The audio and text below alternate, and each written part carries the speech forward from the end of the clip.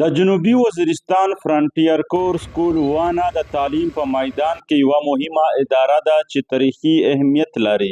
د سکول پرنسپل ماهد افریدي په وینا د فرنټیر کور سکول بنیاد په کال 1962 کې ایښودل شوی و او له هغه وخت راهیسې دې تعلیمي ادارې ګڼ شمېر انجینران، ډاکټران او افسران پیدا کړي دي.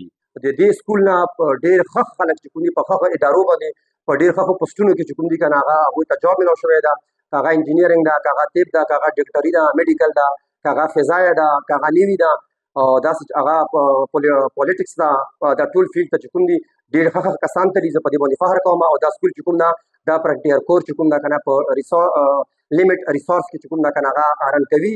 او د موږ مقصد چې کوم ده د علاقې ته چې کوم ده که نه خلکو ته د تعلیم رڼا رسول ده.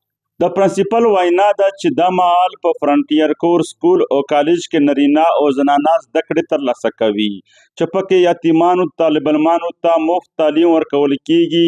طالب علمان وایي چې معیاري تعلیم ترلاسه کولو سره یې په ژوند کې مثبت بدلون راځي او غواړي چې ښه ډاکټران او انجینران جوړ شي چې دغه شان د خپلې خاورې او ملک نوم روښانه کړي. ما تقریبا 2 کلاسی چې زه دلته راغلی یم.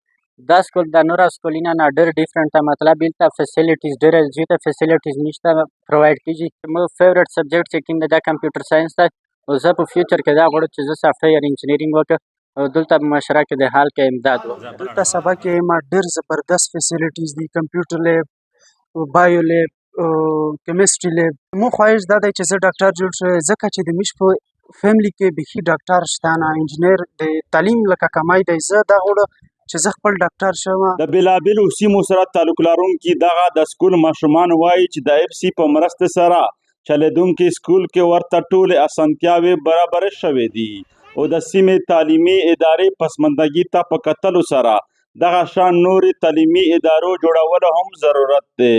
نورعلي وزیر، جنوبي وزیرستان، وانه.